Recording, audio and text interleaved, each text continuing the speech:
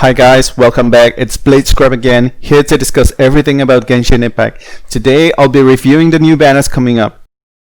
I will first talk about Klee and the rate up characters in the banner. Then I will talk about the considerations for pulling them. Now, if you're not interested in any of them, you can just skip all the way to the end to my recommendation. Let's talk about Klee. Klee's main role is DPS, but she can also be a support character. She doesn't have any skills that stay on the character when she's off the field, like Xiangling's, so she's better on the field as an active character. Klee's value as a support character is that the mini bombs will still stay on the field even if you switch character. But that's it. She performs her role much better as DPS than as a support. Secondly, not all elements are equal. Currently, the two most damaging elements are fire and electro, followed by Cryo's debuff, especially for late game. If you like a fire DPS character, like if you didn't get Diluc, I'm not being salty here, Klee could really fill that void.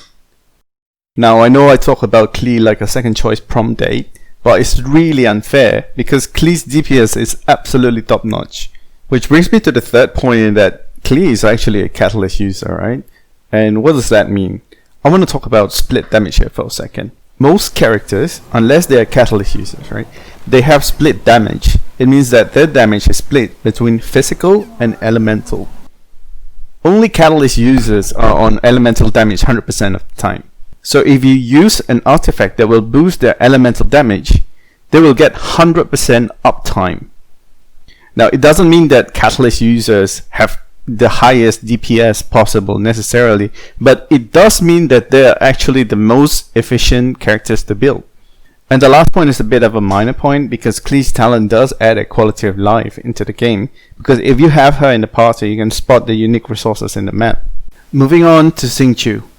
He's a good support hydro character, but his main downfall is that he's kind of a jack of all trades, right? He does a bit of damage, he does a bit of heal, he does a bit of support, but he does have a skill that actually reduces enemies' resistance against water damage.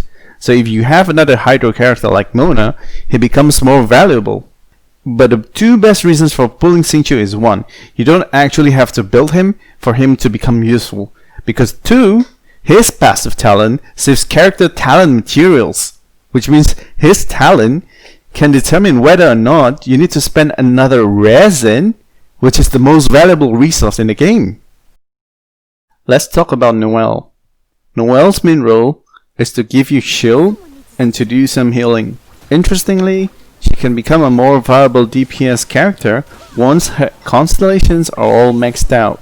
Then she will have some of her defense converted into attack. On top of that, because she scales mostly on defense, she doesn't compete with most characters and artifacts. Unfortunately though, as I said, not all elements are equal, and currently Geo is actually the weakest element. The next one is Sucrose, and is probably going to be the best 4-star pull in this banner. Her skill has a very good crowd control, and on just one constellation, she gets 1 additional charge on her skill. And if you didn't get Venti, she's the closest to Venti you can get. And if it's just gonna be for the sake of utility, you don't actually need to build her. Similar to Xingqiu, she has a great passive talent, and the sweet cherry on top is that double win element team is amazing for exploration, which is what Genshin Impact is all about, right guys? If you have 2 win characters in a party, you get decreased stamina consumption by 15% and increased movement speed by 10%. Last but not least, Win is the opposite of Geo. By that I don't mean that Win is actually the strongest element, but because it handles 90% of the enemies in the game really well. So Sucrose is definitely an amazing character to pull. So finally, let's talk about the caveats of your decisions. 1. Limited resources. You can only afford to focus on 2 to 3 characters right now.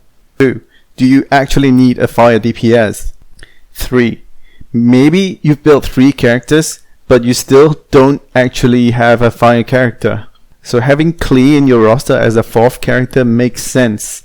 4. Have you ever considered getting weapons? I know that this is actually a PvE focused gacha game, right? But in most gacha games, having the character is only actually half the battle because you actually need to build the character, right? So here are my recommendations. Pull until you've pulled at least Xingqiu and Sucrose if you don't have them.